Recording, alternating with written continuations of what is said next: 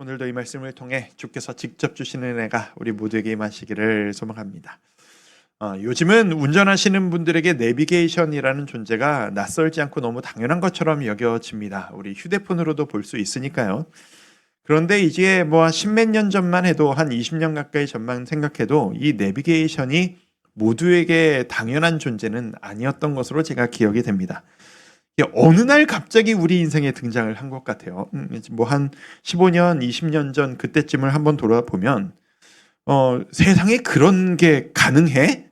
그게 진짜로 가능한 일이야? 라고 말할 정도로 이제 어느 날 갑자기 훅 다가온 기계가 이 내비게이션이었습니다. 제가 이 내비게이션이라는 걸 생기면서 우리의 삶이 참 많은 변화가 일어났던 것 같아요. 제가 생각을 해봤더니 이제 제가 결혼을 하고 아마 그 초창기쯤이 아니었나라고 생각이 듭니다.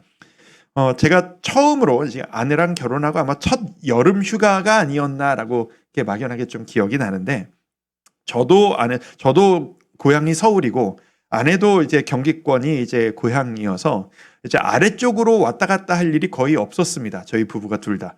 그래서 이 부산이라고 하는 곳에를 이 30대 초반 때 제가 처음으로 운전을 해서 내려가 본 거예요. 이게 여름 휴가 때. 그때 처음으로 이렇게 생긴 저의 첫 차와 처음으로 구입했던 당시에 제일 저렴했던 내비게이션, 요만했던 내비게이션이 있었어요.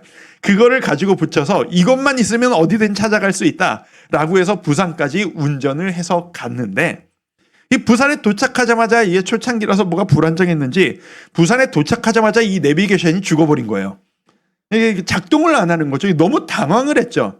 이 도시를 처음 와보고 어디에 뭐가 있는지를 전혀 모르는데 이거 어떻게 돌아다녀야 되는 것이냐.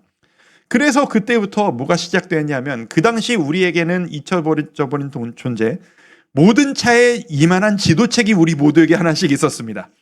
그래서 제가 운전을 하고 아내가 옆에서 지도를 계속 뒤적뒤적거리면서 이쪽으로 가야 되는 것 같아, 저쪽으로 가야 되는 것 같아, 어딘지도 모르는 길을 왔다 갔다 하면서 그 여행을 다녔던 기억이 제가 딱 나는 겁니다. 이 내비게이션이라는 존재가 있기에 우리의 삶은 너무나도 평안합니다. 그리고 처음 가보는 길이 두렵지 않습니다. 그런데 우리 인생에도 이런 내비게이션 같은 게 하나 있으면 참 좋으련만 하는 생각을 해본 적 없으십니까? 내 삶에도 요즘 우리가 보고 있는 이 이스라엘 백성들을 이끌고 있는 구름기둥, 불기둥 같은 존재가 내 인생에도 하나쯤 있어서 내가 어디로 가야 할지 어떤 선택을 해야 할지 알려준다면 내 삶이 참 많이 바뀔 것 같은데 근데 안타깝게도 우리의 현실, 우리의 삶에는 내비게이션도 구름기둥, 불기둥도 존재하지 않습니다. 그래서 성도님들께 질문을 참 많이 받습니다. 목사님, 어떻게 하면 좋겠습니까? 목사님, 제가 지금 어떤 길로 가고 어떤 선택을 하는 게 하나님이 가장 기뻐하시는 선택이 될까요? 이런 질문들 말이죠. 그런 의미에서 이런 궁금증 가져보신 적 없으십니까? 왜 지금은 구름기둥, 불기둥을 안 보여주시는 거지? 이 이스라엘 백성들에게는 뻔히 보여주시고 그 길만 따라가면 모든 걸 해결해 주겠다 하셨으면서 왜 지금 나도 하나님을 똑같이 믿는데 나에게는 길을 보여주시지 않는 거지? 나는 간절히 하나님께 의탁하고 여쭙는 마음으로 알려만 주시면 그대로 할 텐데 내가 이렇게 간절히 여쭙고 있는데 하나님은 왜 답을 안 해주시지? 이런 생각이요. 하나님이 내 인생을 책임져 주신다는 사실을 너무 간절히 믿는 거예요. 하나님이 내 인생 책임져 주십시오라는 기도도 열심히 하고 있는 거예요. 그래서 그 믿음이 클수록 우리는 더 궁금한 거죠. 하나님, 알려만 주시면 갈 텐데 나는 믿는데 주님은 왜 안 알려주십니까? 주님을 향한 나의 믿음이 클수록 왜 안 알려주십니까? 라는 이 질문은 우리에게 더 큰 질문이 될 수밖에 없다라고 생각합니다. 자, 그런 의미에서 오늘부터 우리가 살펴보게 될 이 언약, 율법에 대한 이야기들이 바로 방금 이야기했던 우리 인생의 이 커다란 방향성에 대한 질문, 이 질문을 풀어가는 실마리가 될 수 있을 거라고 저는 진심으로 믿습니다. 그런 마음으로 오늘 이 말씀을 여러분들과 나누고 싶습니다. 우리는 지난주까지 이스라엘 백성들의 여정을 살펴보면서 수많은 이벤트들을 겪어왔던 이스라엘 사람들의 그 여정을 보았습니다. 출애굽을 하고 홍해를 건너고 만나와 메추라기를 먹고 불기둥과 구름기둥을 따라가는 놀라운 일들을 경험하고 그리고 처음 감당하는 전쟁도 경험하고 그리고 지난주의 말씀에 이어져서 평범한 일상으로 돌아가 이제 모든 이벤트들이 끝나고 평범한 일상으로 돌아가 그 일상의 사소한 문제들을 해결하기 위해서 모세 혼자가 아닌 백성 중간 리더들을 세워서 천부장, 백부장 이런 사람들을 비롯해서 중간 리더들을 세워서 모두가 함께 공동체를 세워나가는 그런 여정까지 우리가 살펴봤습니다. 그런 일들을 하나씩 겪으면서 이스라엘은 하나님의 이끄심에 따라 시내산 그 근처까지 다다르게 됩니다. 자, 지금부터 제가 좀 긴 설명을 드리게 될 텐데 오늘은 구약 전체를 이해하는 데 정말 중요한 분기점이 되는 이야기를 오늘 여러분들께 말씀드릴 겁니다. 오늘 중요한 이야기이고 오늘은 앞으로의 이 커다란 얘기를 하기 위해 설명을 좀 해야 하는 내용들이 좀 있습니다. 잘 따라와 주시기를 바랍니다. 지도 하나를 보여드릴게요. 예전에 한번 보여드린 적이 있는 지도입니다. 자, 이스라엘이 지금 출발한 게 저 지도의 왼쪽 윗부분입니다. 저곳에서 출애굽을 하고 홍해를 건너고 여정을 시작했습니다. 그리고 오늘 본문에 다다른 시내산이 어디냐? 지도 맨 아래 가운데 있는 부분, 아래 삐죽하게 내려온 부분이 바로 시내산입니다. 저기까지 내려온 겁니다. 19장 1절 말씀을 한번 읽어보실까요? 한 목소리 읽습니다. 시작. 이스라엘 자손이 애굽 땅을 떠난 지 3개월이 되던 날 그들이 시내 광야에 이르니라. 3개월을 걸어간 겁니다. 가나안 땅이 어디예요? 오른쪽 위입니다. 그냥 직선으로 바로 가면 될 일을 하나님은 왜인지 구름기둥 불기둥으로 전혀 다른 길로 이끄셔서 저 맨 아래 시내산 그 광야 앞까지 끌고 가시게 됩니다.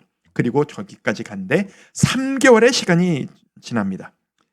저 시내산 참 중요한 산입니다. 저 산에 또 다른 이름이 하나 있습니다. 그 이름을 여러분 알고 계실까요? 시내산의 또 다른 이름이 호렙산이라는 이름이 하나가 더 있습니다. 이 호렙산이라는 이름을 우리가 예전에 출애굽기를 바라볼 때 그 말씀을 들을 때 나눴던 적이 있습니다. 언제 봤을까요? 이때 봤었습니다. 3장 1절 말씀입니다. 한번 같이 읽어보겠습니다. 시작. 모세가 그의 장인 미디안 제사장 이드로의 양떼를 치더니 그 떼를 광야 서쪽으로 인도하여 하나님의 산 호렙에 이르매 저 호렙이 시내산입니다. 지금 저곳으로 다시 돌아간 겁니다.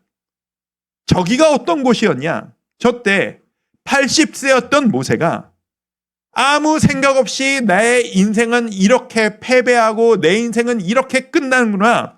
패배감에 쌓여 양을 치며 살아가고 있었던 그 노인 모세를 하나님이 찾아오셔서 모세야, 그 떨기나무에 불로 임하시는 모습으로 모세를 찾아가셔서 모세야, 내가 너를 통해서 일해야 되겠다. 네가 내 일꾼이 될 것이다. 나의 백성을 네가 이끌고 나오너라 라는 명령을 처음 받았던 그곳이 바로 저 호렙산 곧 시내산입니다.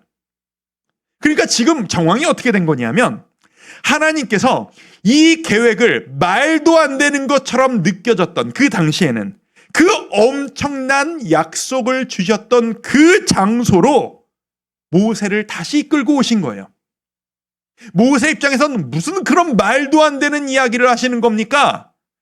그렇게 느꼈을 그 이야기가 실제로 이루어진 상태로 약속을 처음 받은 그 장소에 혼자였던 그가 말씀하신 대로 200만의 백성과 함께 처음 주님을 만났던 그 자리로 다시 돌아온 겁니다. 모세의 기분이 어땠을 것 같으십니까? 감개무량했을 겁니다. 감격적이었을 겁니다. 말도 안 되는 일이라 생각했는데, 나같이 능력 없는 자가 할 수 없는 일이라고 생각했는데 하나님이 말씀하셨으니 진짜 그대로 되는구나. 전율과 함께 이 장소에 다시 돌아왔을 겁니다. 그리고 그 시내산 앞에 광야가 펼쳐져 있었습니다. 하나님께서 그 광야에 모든 백성들에게 장막을 펴라, 곧 텐트를 쳐라 말씀하십니다.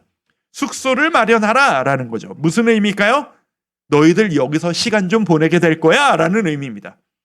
도대체 무슨 일을 하시려고요? 여기에서 바로 십계명을 받게 될 겁니다.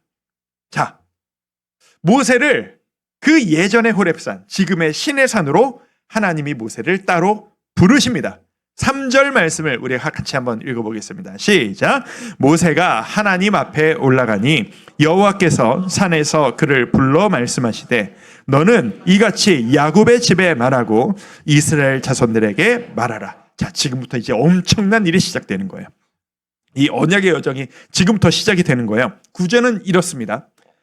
창조주이시고 주관자이신 완전한 여호와 하나님이 계세요. 그리고 자기들이 하나님의 백성들이지만 그거를 깨닫지 못하고 아무것도 모르고 있는 어리석은 이스라엘 백성들이 있어요. 그 중간에 모세가 있는 거예요. 이 모세는 처음에는 이 이스라엘과 같은 자였어요. 기적을 경험하고 있지만 기적이 뭔지도 모르고 감정적일 뿐이며 내가 얼마나 고귀한 신분을 가지고 있는지 몰랐던 모세가 이 여호와 하나님을 만나고 기적을 경험하면서 다시 돌아온 이 시점에는 진짜 여호와 하나님이 참 신이시고 나의 구원자시로구나 라는 것을 확실히 알게 된 이 모세가 하나님과 백성들 사이에 중간자로 서 있는 거예요. 하나님께서 이 모세를 통해서 이 백성들에게 말씀을 하나씩 하나씩 전달해 주시기 시작합니다. 자, 어떤 의미에서 오늘 19장 본문 말씀에서 가장 중요한 말씀이기도 하고 구약을 통틀어서 가장 중요한 분기점이 되는 결정적인 말씀, 그 말씀을 여기에서 하나님이 전하십니다. 이 말씀으로 인해 이스라엘의 운명이 바뀌게 됩니다. 그 말씀이 도대체 뭐냐? 5절, 6절 말씀을 우리 또박또박하게 의미를 생각하시면서 한번 읽어보실까요? 함께 읽습니다. 시작. 세계가 다 내게 속하였나니 너희가 내 말을 잘 듣고 내 언약을 지키면 너희는 모든 민족 중에서 내 소유가 되겠고 너희가 내게 대하여 제사장 나라가 되며 거룩한 백성이 되리라. 너는 이 말을 이스라엘 자손에게 전할지니라. 자, 5절 말씀 다시 한번 보여주실래요? 5절 말씀에 보면 성도 여러분들 많이 들어보셨겠지만 어떤 분들에겐 그렇게 익숙하지 않으실 수도 있는 중요한 한 단어가 등장합니다. 언약이라는 단어가 등장합니다. 언약. 이 언약이라고 하는 단어 하나가 성경 전체를 관통하는, 우리가 하나님을 이해할 수 있도록 도와주는 결정적인, 성경에서 가장 중요한 단어 중 하나가 저 언약이라는 단어입니다. 언약이 뭘까요? 언약이 뭐냐 하면, 저 자막 한동안 계속 띄워놔 주세요. 언약은 자막으로 보여드린 대로 이런 겁니다. 하나님과 사람 사이에 맺어진 공식적인 계약을 의미합니다. 이것은 단순한 약속 수준의 이야기가 아니고요. 실제로 계약서를 쓰고 서명을 하는 깊은 수준의 실제 계약을 의미해요. 여러분, 사업하실 때, 일을 하실 때, 거래처와 계약하실 때, 아니면 이사하실 때 우리 계약서 하나 잘 쓰느냐 잘못 쓰느냐 그거 하나 가지고 우리의 인생이 어떤 의미로든 통째로 바뀔 수 있는 건 아니겠습니까? 하나님이 지금 그 계약서를 들이밀고 계시는 겁니다. 하나님께서 백성들에게 계약서를 제안하시는 겁니다. 그게 바로 이 언약입니다. 이 언약이 지금 이스라엘과 맺으셨던 이 언약이 지금 우리에게 왜 중요하냐 하면 예수님의 십자가가 이 언약의 완성이었거든요. 이스라엘과 맺으셨던 이 언약의 완벽한 완성이 예수 그리스도의 십자가였어요. 그리고 그 예수님을 믿은 지금 우리도 영적인 이 언약의 연장 대상자가 돼요. 그래서 이 시작을 제대로 이해하는 게 너무나도 중요한 겁니다. 5절 말씀에 보면 이런 말씀이 있어요. 세계가 다 내게 속하였나니, 여기서부터 너희가 내 말을 잘 듣고 내 언약을 지키면 너희는 모든 민족 중에서 내 소유가 되겠고, 창조주 하나님께서 지금 백성들에게 이런 제안을 하시는 거예요.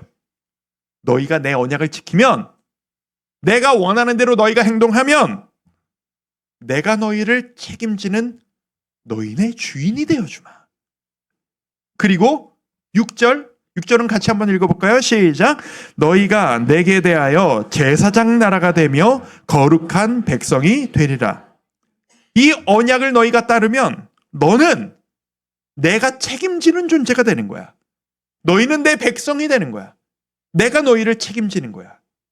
어떠니? 아까 그 언약 자막 다시 띄워놔 주실래요? 이 말씀이 지금 이걸 제시하시는 거예요. 내가 너희들의 하나님이 되겠다. 사람들은 우리는 하나님의 백성이 되겠습니다. 우리 이런 식의 표현 교회에서 참 깊은 의미를 생각하지 않고 쉽게 쓸 때가 참 많습니다. 나의 하나님, 나의 주인이신 하나님, 저는 주님의 백성입니다. 내 삶을 주님께 맡깁니다. 이런 식의 표현을 우리가 너무 많이 쓰고 있고, 솔직히 너무 많이 써서 이 개념이 얼마나 중요한 개념인지를 우리가 놓칠 때가 참 많다라는 생각마저도 들 때가 있어요.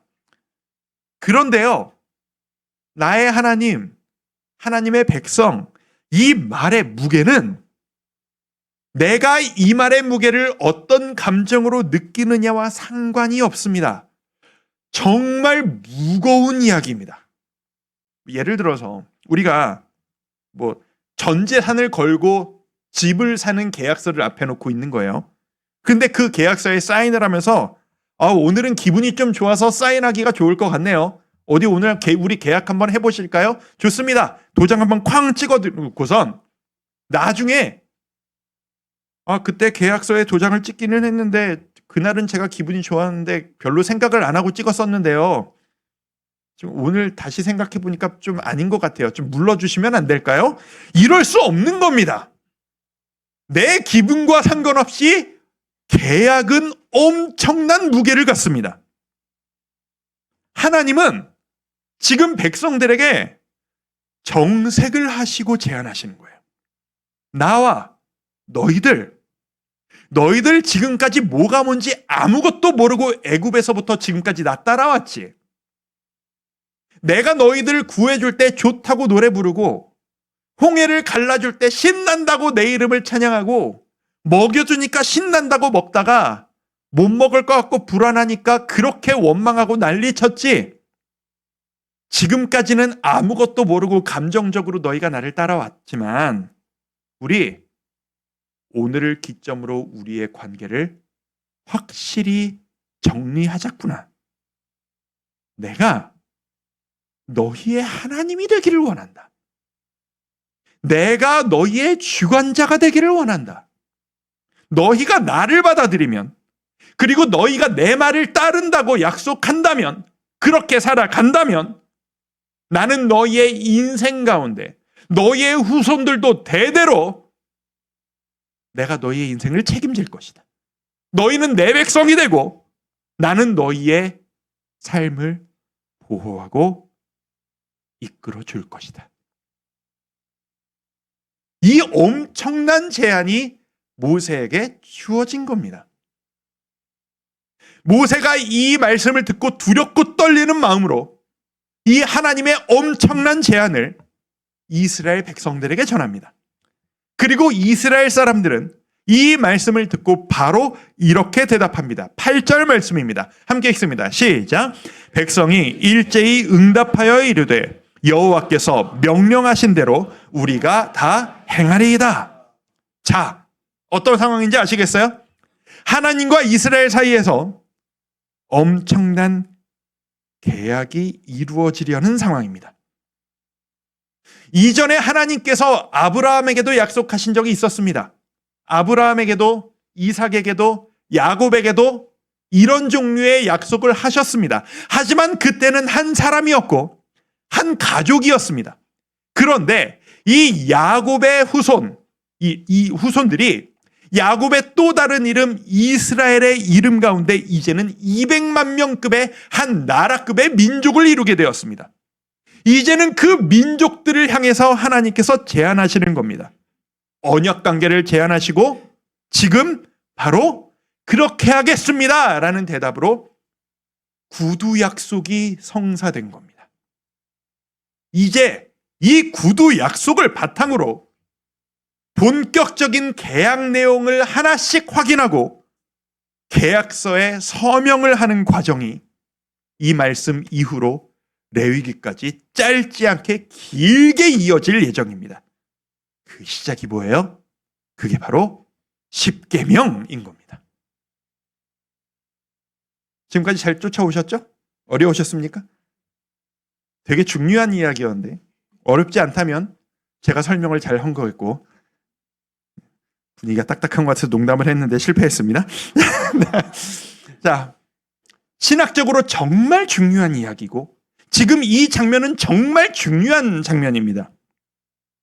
구약 성경을 앞으로 보실 때 이후에 하나님께서 이스라엘을 왜 이렇게 대하시나, 하나님께서 이스라엘 나라에 왜 이렇게 분노하시나, 하나님이 왜 이렇게 기분 좋게 축복을 부어주셨다가 때로는 왜 이렇게 화를 내시고 징벌을 주시나, 그 모든 이야기를 이해하기 위해선 이 언약 관계를 아셔야 돼요. 하나님이 화내시고 하나님이 복 주시는 게 감정적으로 오늘은 기분이 좋다 주시고 니들 보니까 마음에 안 들어 화가 난다 벌 주시는 게 아니라 그 모든 상과 벌은 지금 이 순간부터 시작되어지는 이 언약 내용을 바탕으로 한 언약에 따른 하나님의 반응이었거든요. 그래서 이 언약을 제대로 이해하는 것이 너무나도 중요합니다. 그리고 오늘은 그 발걸음의 첫 번째 발걸음입니다. 이 만만치 않은 엄청난 이야기를 어떻게 끌고 나가야 할 것인가 제 머릿속에 지금 부담과 걱정이 가득합니다. 기도해 주십시오. 그런데 오늘 이 언약의 여정을 시작하는 오늘 이 시간만큼은 이 말씀을 우리의 삶으로 가져오면서 여러분들과 한 가지 포인트를 짚어드리고 싶은 마음입니다. 하나님의 언약, 그 제안이 주는 우리의 묵상거리, 바로 이겁니다. 같이 한번 저 빨간 글씨 읽어보실까요? 자, 시작. 계약 내용보다 하나님을 먼저 신뢰하기 원하시는 하나님. 저 말의 의미를 이해하시겠어요? 계약의 내용보다 계약을 주체하시는 하나님이라는 존재를 먼저 신뢰하기를 하나님이 원하신다라는 거예요. 오늘 말씀을 보니까 그게 느껴지는 거예요. 자, 무슨 의미냐? 제가 한번 풀어볼게요. 오늘 이 장면이 실제 계약서를 쓰는 장면이라 생각해 본다면 이것처럼 이상한 모양이 없어요. 여러분 계약서 써본 적 있으시잖아요? 뭐 이런저런 일하시면서 아니면 이사하실 때 계약서를 쓸 때 어떻게 쓰나요? 이사를 한다고 생각해 보죠. 집을 구합니다. 집을 구할 때 무엇으로부터 계약이 시작되냐면 아쉬운 사람으로부터 시작이 됩니다. 내가 이사를 가야 되는 거예요. 근데 집을 찾아야 되는 거죠. 간절한 마음으로 매물을 찾는 겁니다. 혼자 힘으로 찾기가 어려우니 중개인에게 부탁을 합니다. 이 정도 금액을 가지고 이 정도 넓이 이런 환경이 있는 곳을 찾아주십시오. 그래서 내놓은 매물들을 하나하나 다 찾아보고 다 꼼꼼히 점검을 하면서 얼마나 넓은지, 입지가 어떤지, 교통이 어떤지, 화장실이 어떻게 있고 방이 몇 개나 있고 상태가 어찌, 벽지는 잘 내는지, 물은 잘 내려가는지 하나하나 다 따져본 다음에 여기가 괜찮은 것 같은데요? 이걸로 계약하실까요? 라고 하면 그제서야 만나서 계약서에 사인을 하는 게 계약의 당연한 순서입니다.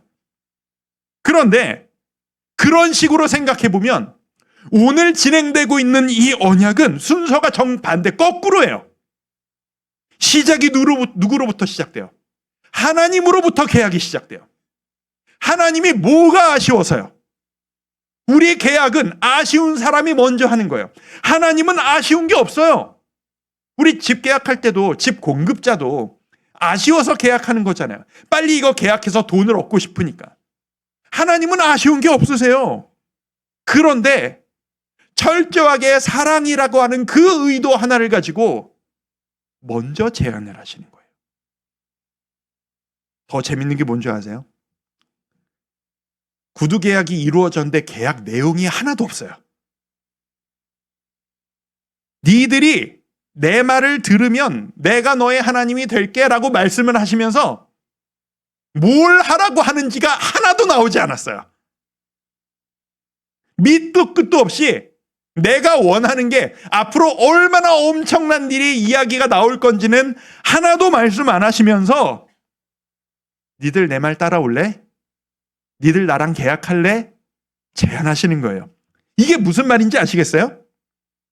지금 하나님이 이스라엘 백성들에게 너 나랑 하는 이 계약이 너에게 도움이 될지 확인해보고 곰곰이 판단해보고 너에게도 유익이 되겠다 생각하면 나한테 얘기해. 우리 계약하자. 이게 아니라는 거예요. 얘들아, 이 계약은 무조건 너에게 유익이야.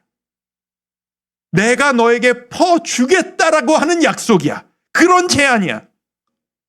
나를 믿어.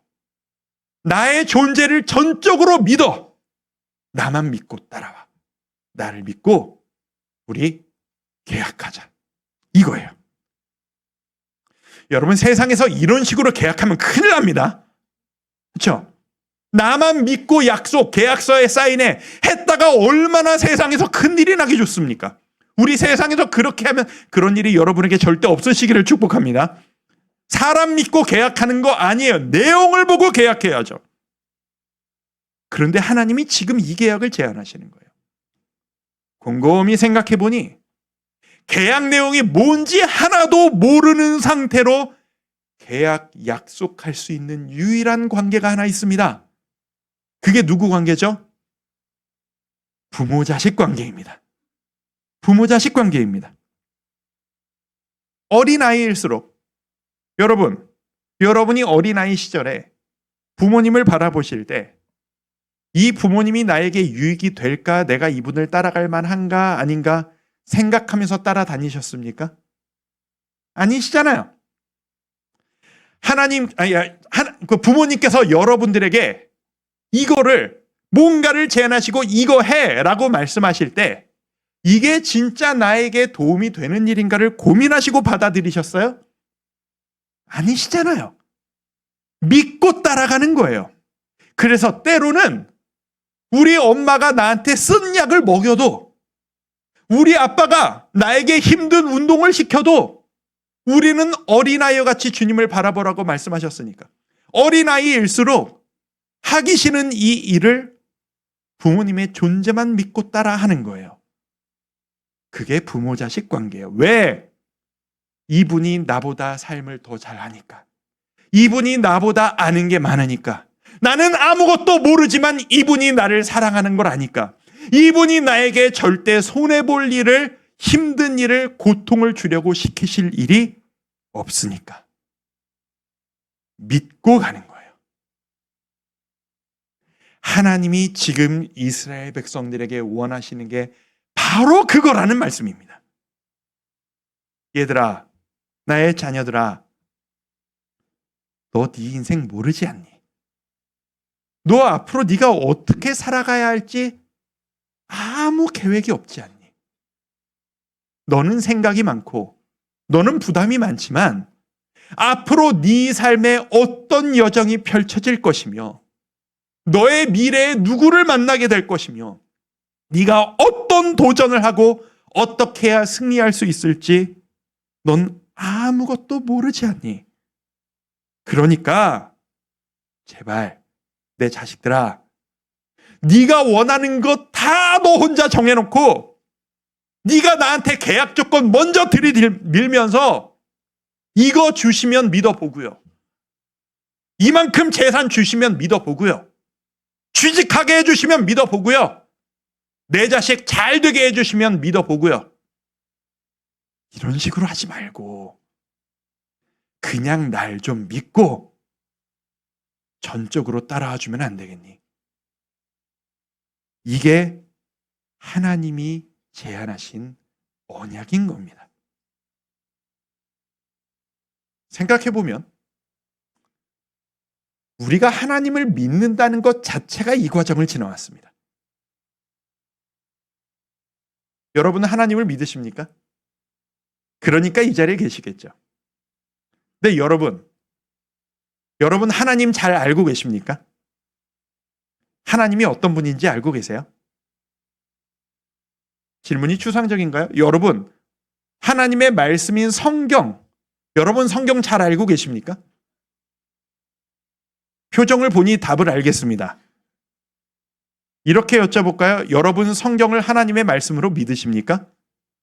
여러분 성경대로 살기를 원하십니까? 여러분 하나님을 믿으십니까? 하나님의 뜻대로 살기를 원하십니까? 진짜 이상한 대답 아닙니까? 여러분의 대답이.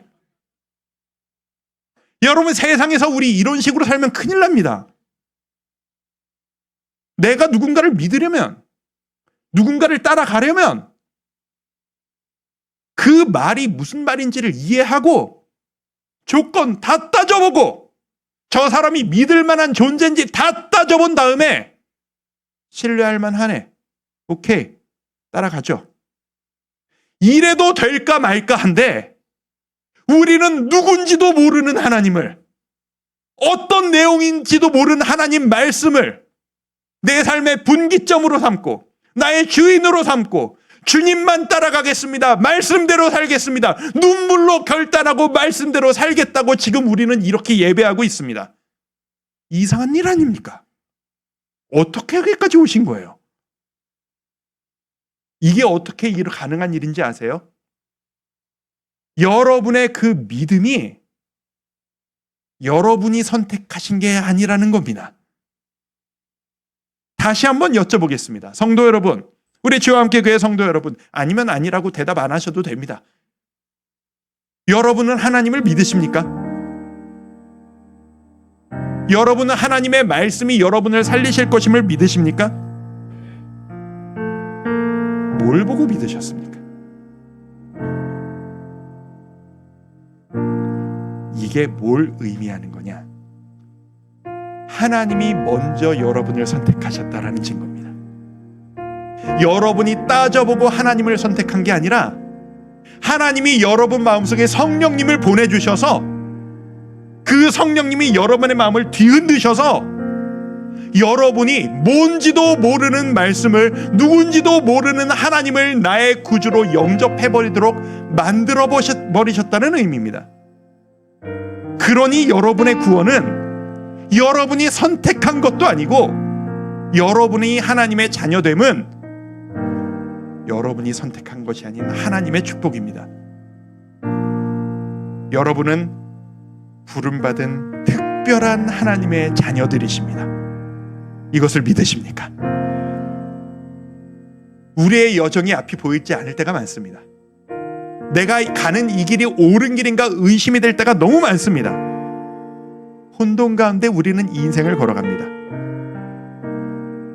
어차피 보이지 않는 길, 어차피 계산해도 틀릴 가능성이 높은 길, 그 길을 옆에서 가는 저 사람은 저렇게 한데 이 사람은 이렇게 한데 그 사람 따라가지 말고 그 길을 만드신 하나님의 그 존재를 전적으로 신뢰하며 따라가 보지 않으시겠습니까?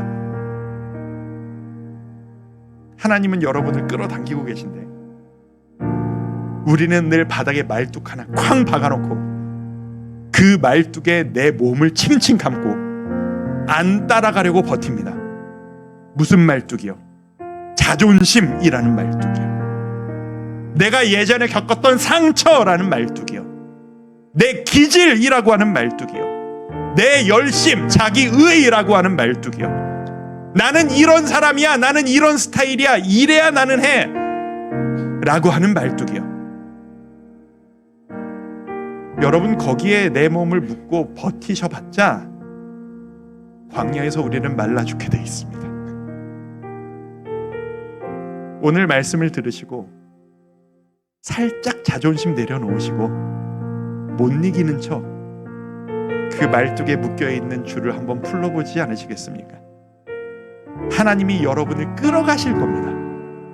거기에 끌려가는 게 여러분의 자존심이 무너지고 여러분의 지식과 지혜가 무너지는 길이 아니라 말뚝에서 풀리고 하나님께 끌려가는 것이 여러분이 사는 길임을 믿으시길 바랍니다. 이게 우리가 가야 할 하나님의 자녀로서의 삶입니다. 이 언약으로 시작되어진 하나님의 복이 예수 그리스도의 십자가로 완성되어졌습니다. 부모가 계약자라면 자식들도 그 계약의 혜택을 보기도 하고 해를 보기도 합니다. 부모가 계약서 하나 잘못 쓰면 모든 빚을 자식이 떠안기도 하고, 계약 하나 잘하면 대대로 후손들이 그 덕을 보고 살아갑니다.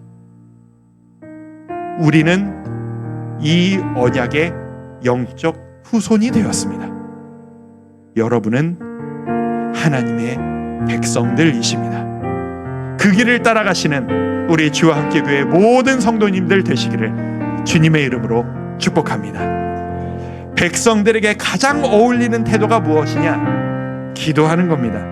제가 노심초사 기도하고 있는 것, 특세 이후에도 우리 교회가 기도가 끊이지 않기를 간절히 소망합니다. 내가 주의 백성이라면, 내가 주와 약속을 한 존재라면 때로는 내 인생이 흔들려도 기도하며 주님 뜻이 있으리라 믿습니다. 그 믿음으로 나아가야 하지 않겠습니까? 그 마음으로 오늘 이 찬양하며 우리가 결단하기를 바랍니다. 기도를 멈추지 마라. 눈앞의 상황이 마음을 눌러도 찬양합니다. 기도를 멈추지 마라. 눈앞의 상황이 마음을 눌러도 원망치 마라. 원망치 너의 입을 지켜라. 너의 입을 지켜라. 저 악한 영들은 저들은 너의 입을 보고 있다. 마음을 뺏기지 마라. 마음을 뺏기지 마라. 내가 널 도우지 않는다는 소리에, 내가 널 도우지 않는다는 소리에 너의 모든 게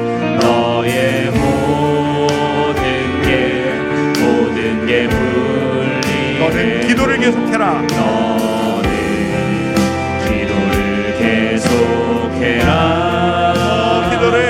너 기도를 멈추지 마라. 내가 너의 그 모든 상황을 다 역전시키리니 너 기도를 멈추지 마. 내가 잠시도 쉬지 않고 모든 걸 지켜보고 있으니, 지켜보고 있으니 바로 역전되리라. 바로 역전되리라. 우리 한 번 더 찬양합시다. 기도를 멈추지 마라. 기도를 멈추지 마라. 눈앞의 상황이 마음을 눌러도 우리의 진심 어린 고백이 되길 원합니다. 원망치 마라. 너의 입을 지켜. 저들은 너의 입을 보고 있다. 우리 입술로도 죄를 짓지 말고 아버지 앞에 서 있습시다. 마음을 뺏기지 마라. 마음을 뺏기지 마라. 내가 널 도우지 않는다는 소리에, 도우지 않는다는 소리에 너의 모든 게 불리해도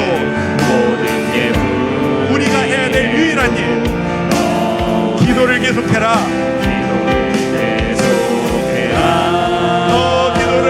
너 기도를 멈추 멈추지 마라. 내가 너의 그 모든 상황을 바로 역전시키리니 역전시키리니 너 기도를 멈추지 마. 내가 잠시도 쉬지 않고 내가 잠시도 쉬지 않고 모든 것 지켜보고 있으니 지켜보고 있으니 바로 역전되리라.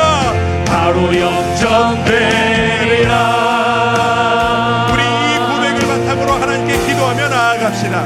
하나님께 기도한다는 것은 주님께서 내 인생을 책임지시고 계시다는 고백이고 선포입니다. 이 시간 내가 두려워하는 그 문제를 기도로서 주님 앞에 내어놓읍시다. 주님, 내가 이 언약 가운데 있음을 믿습니다. 주님께서 나를 책임지고 계심을 믿습니다. 때로는 앞이 보이지 않습니다. 때로는 너무 불안합니다. 하지만 주님, 저는 기도를 쉬지 않고 계속하며 주님 뜻대로 주님께 이끌려 나가기를 결단하오니 내 인생 역전시켜 주옵소서. 주의 뜻대로 책임져 주옵소서. 함께 기도하며 나아갑니다. 기도하겠습니다. 아버지 하나님, 우리의 삶을 주께서 책임져 주실 것임을 믿습니다. 아버지 하나님, 하나님 끝까지 그 약속을 지키시는 우리의 모든 삶을 주님께 맡겨드리고 주님께 의탁하는 주님의 약속 의지하여 주님과 계약을 맺고 약속을 믿으며 그 복을 받고 있는 우리의 삶을 신뢰하며 아버지를 믿으며 나의 연약함을 의지하지 않고 나의 경험을 의지하지 않고 나의 지혜를 의지하지 않고 창조주 완전하신 나의 주 하나님을 의지하며 나아가기를 결단하옵시오. 우리 모든 자녀들의 삶에 놀라운 역전을 은혜를 허락하여 주시옵소서. 이 은혜가 이 다짐이 이 흔들리지 않는 결단이 주님 앞에 끝까지 기도하겠습니다. 주님 끝까지 주님 내가 아니라 주님의 은혜를 내 부족함이 아니라 주의 완전하심을 의지하며 하나님 앞에 그렇게 끊임없이 나아가기를 결단하오니 아버지 하나님, 이 연약한 삶을 책임져 하나님 역전시키실 주님을 나는 주의 자녀입니다. 나는 주의 백성입니다. 아버지 하나님, 나는 주님께 이끌려 살 수 있는 존재입니다. 하나님께 의탁하오니 주여 붙잡아 주시옵소서. 이끌어 주시기 원합니다. 아버지 하나님, 오늘 다시 한번 깨닫습니다. 내가 주님의 자녀라는 것을, 내가 주의 백성이라는 것을, 하나님은 나를 책임지실 나의 주관자라는 것을 다시 한번 확인합니다. 부족한 나의 지혜를 따르지 않겠습니다. 실패 너무나도 많았던 나의 경험을 따라가지 않겠습니다. 세상 사람들이 너는 실패했다 하는 그 평가에 쓰러지지 않겠습니다. 주님께서 너는 나의 자녀다, 너는 나의 백성이다, 내가 너를 책임질 것이다, 내가 너를 통하여 놀라운 일을 이룰 것이다 약속하신 그 약속을 끝까지 포기하지 않고 기도로 나아가는 주의 자녀들 되기를 소망합니다.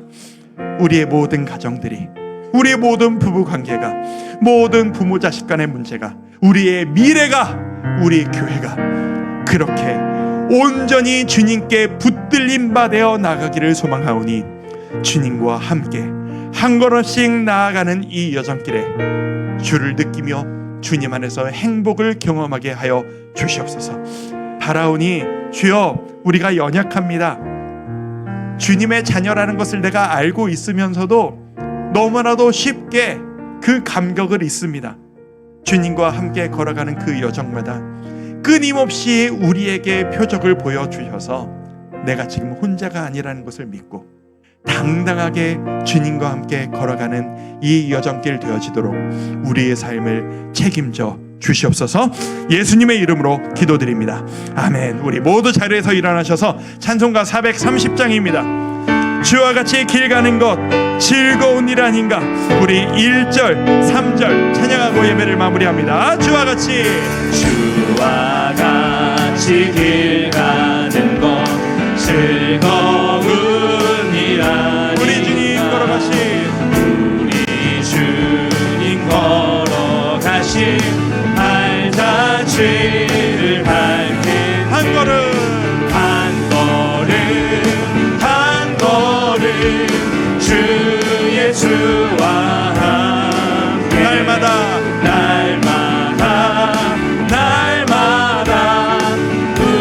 우리 3절입니다. 꽃이 피는 들판이나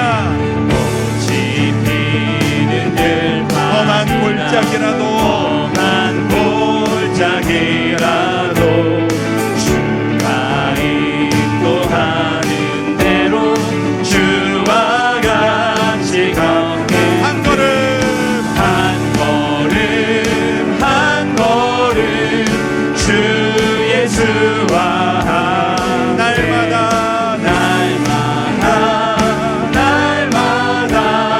우리 한 걸음 한 걸음 주여 함께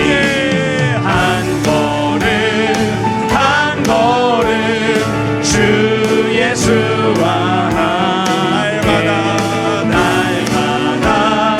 날마다 우리 걸어가니. 네, 함께 기도합니다.